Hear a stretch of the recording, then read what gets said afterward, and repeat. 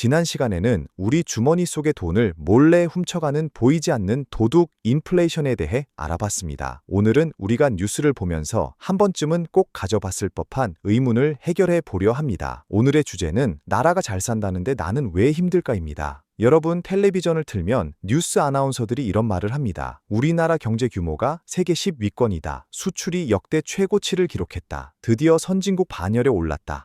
이런 소식을 들으면 참 뿌듯해야 하는데 실제 우리 삶은 어떤가요? 마트 가기는 여전히 겁나고 아이들 학원비나 대출 이자 내고 나면 남는 게 없습니다. 나라는 분명 부자라는데 왜 내 통장은 항상 비어 있고 삶은 팍팍하기만 할까요? 오늘 그 숨겨진 이유와 함께 내 아파트와 주식값이 지금 적당한지 판단하는 아주 중요한 기준까지 쉽게 이해할 수 있게 정리해 드리겠습니다. 먼저 우리가 가장 자주 듣는 단어인 GDP, 즉 국내 총생산에 대해 알아야 합니다. GDP는 쉽게 말해 한 나라가 1년 동안 벌어들인 총점수, 즉 경제 성적표입니다.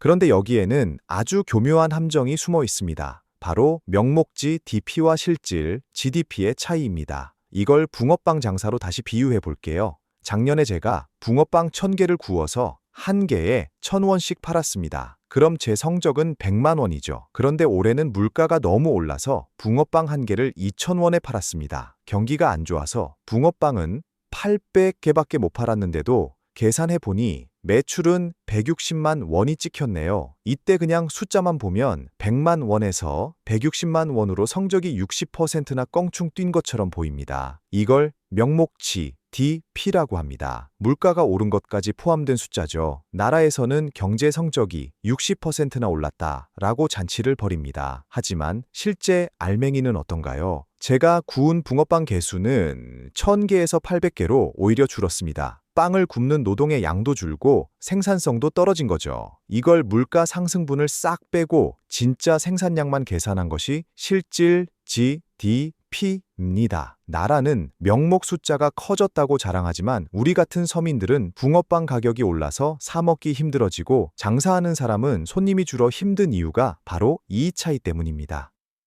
나라 전체의 파이는 물가 때문에 부풀려진 착시 현상일 뿐 우리가 손에 쥐는 진짜 가치는 오히려 줄어들 수 있다는 것이죠.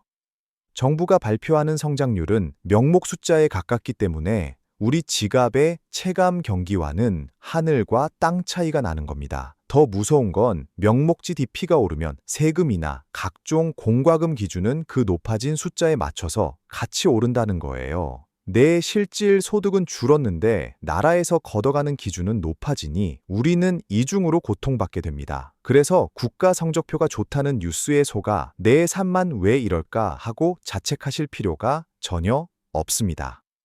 또 하나, 우리가 꼭 알아야 할 환상이 있습니다. 바로 낙수 효과라는 말입니다. 큰 컵에 물을 계속 부으면 물이 넘쳐서 아래에 있는 작은 컵들까지 골고루 채워준다는 이론입니다. 즉 삼성이나 현대차 같은 대기업이 돈을 많이 벌면 그 돈이 중소기업으로 흐르고 결국 우리 서민들 주머니까지 두둑해질 거라는 믿음이죠.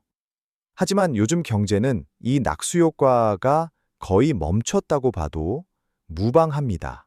왜 그럴까요? 대기업이 수출로 수조 원을 벌어도 그 돈이 예전처럼 사람을 많이 뽑거나 국내에 공장을 짓는데 쓰이지 않기 때문입니다. 이제는 기계가 사람을 대신하는 자동화가 상식이 됐고 공장은 인건비가 싼 해외에 짓는 경우가 많습니다. 기업은 돈을 벌어 금고에 쌓아두거나 주주들에게 나눠주지만 정작 우리 집 옆 식당이나 재래시장까지 그 돈이 내려오지 않는 겁니다. 즉, 큰 컵이 넘치지 않고 컵 자체가 계속 커지거나 물이 다른 곳으로 새고 있는 꼴입니다. 기업의 이익은 늘어나는데 가계의 소득 비중은 점점 줄어드는 지독한 불균형의 원인이 바로 여기에 있습니다. 국가 전체는 부유해지지만 그 부가 골고루 퍼지지 않고 특정 곳에만 고여 있는 것이죠. 그렇다면 우리는 나라가 발표하는 화려한 숫자 뒤에 숨겨진 진짜 위기 신호를 어떻게 읽어야 할까요? 제가 오늘 아주 중요한 신호 하나를 알려드릴게요. 바로 장당히 금리 역전입니다. 말이 좀 어렵죠? 하지만 상식적으로 생각하면 정말 쉽습니다. 여러분, 은행에서 돈을 빌릴 때 한 달만 빌리는 게 이자가 높을까요? 아니면 10년을 빌리는 게 이자가 높을까요? 당연히 10년입니다. 오래 빌려줄수록 은행 입장에서는 돈을 못 받을 위험도 크고 그 긴 시간 동안 돈이 묶여 있어야 하니까 이자를 더 많이 받는 게 상식입니다. 그런데 가끔 이 상식이 뒤집힐 때가 있습니다. 10년짜리 긴 이자보다 당장 몇 달 빌리는 짧은 이자가 더 비싸지는 상황이죠. 이걸 금리 역전이라고 합니다. 경제 전문가들은 이 신호를 보면 얼굴이 하얗게 질립니다. 왜냐하면은 사람들이 지금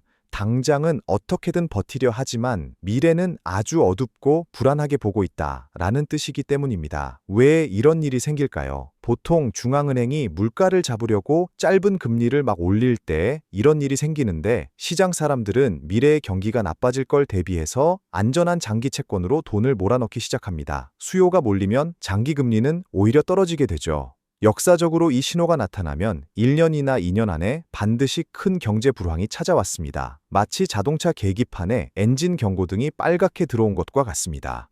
당장 차가 멈추지는 않지만 곧 엔진이 터질 수 있으니 조심하라는 경제의 마지막 비명인 셈입니다. 이 신호가 떴을 때는 무리하게 빚을 내서 투자하는 것을 반드시 멈춰야 합니다. 자, 이제 여러분이 가장 궁금해하실 내용을 말씀드릴게요. 그럼 지금 내 아파트 가격 혹은 내가 산 주식 가격이 거품인지 아닌지 어떻게 판단할 수 있을까요? 여기서 버핏 지수라는 것을 기억해 보세요.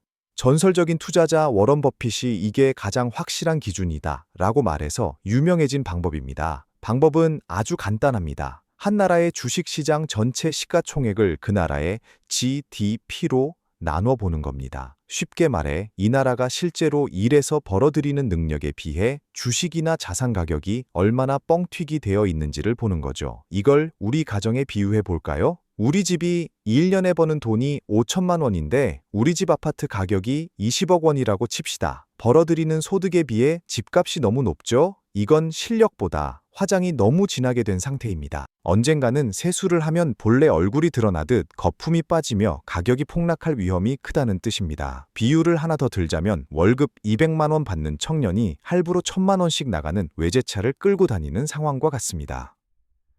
겉보기엔 화려하지만 언제든 무너질 수 있는 위험한 상태죠. 버핏 지수가 100%를 넘어가면 슬슬 조심해야 하고 120%가 넘으면 아주 위험한 수준이라고 봅니다. 역사적으로 닷컴 버블이나 2008년 금융위기 때도 이 버핏 지수는 미리 경고를 보냈습니다. 여러분의 아파트 가격이 주변 사람들의 실제 소득이나 나라의 경제 성장 속도에 비해 너무 터무니없이 비싸다면 그건 버핏 지수가 위험 신호를 보내고 있는 겁니다. 남들이 다 오른다고 할 때 이 버핏 지수를 떠올리며 냉정하게 계산해 보셔야 합니다. 마지막으로 살펴볼 것은 고용 지표입니다. 정부는 종종 실업률이 역대 최저라고 자랑합니다. 모든 국민이 일자리를 얻어 행복하다라고 홍보하죠. 그런데 왜 우리 주변에는 취직 못해서 힘든 청년들이나 은퇴 후에 일자리가 없어 고민인 분들이 그렇게 많을까요? 여기에도 통계의 착시가 숨어 있습니다. 통계청에서는 일주일에 단 1시간만 아르바이트를 해도 취업자로 잡습니다. 편의점에서 하루 몇 시간 일하는 청년도 공공근로로 잠깐 일하시는 어르신도 모두 취업 성공으로 계산되는 거죠.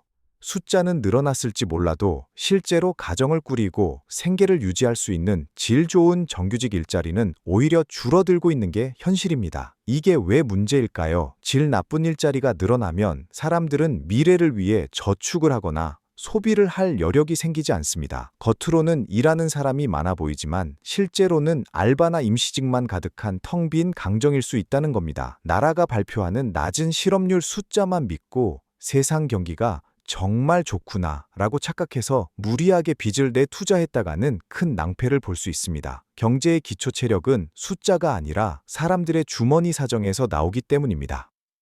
자, 오늘 내용을 정리해 보겠습니다. 첫째, 명목지 DP라는 화려한 껍데기 숫자보다 물가를 뺀 진짜 알맹이인 실질 GDP를 봐야 합니다. 둘째, 대기업만 잘 나가는 경제는 낙수 효과가 사라져 우리 주머니를 채워주지 못합니다. 셋째, 장당히 금리 역전은 불황이 오기 전 경제가 우리에게 보내는 마지막 엔진 경고등입니다. 넷째, 내 자산이 거품인지 알고 싶다면 나라의 생산 능력인지 DP와 비교하는 버핏 지수를 꼭 확인해 보세요. 여러분, 나라 경제는 좋다는데 나는 왜 힘들까라는 의문은 여러분이 게을러서 생기는 문제가 아닙니다. 경제 시스템이 돌아가는 원리와 통계가 보여주는 화려한 함정 때문입니다. 이제 나라가 발표하는 숫자 뒤에 숨겨진 진짜 위기 신호들을 읽는 눈이 조금 생기셨나요? 남들이 다 좋다고 떠들 때 오히려 조심하고, 남들이 위기라고 할 때 기회를 찾는 지혜는 바로 이런 기본 지식에서 나옵니다. 오늘 공부는 여기까지입니다. 다음 시간에는 더 흥미진진한 이야기를 들고 오겠습니다. 바로 연준 의장의 입에 전 세계가 떠는 이유입니다.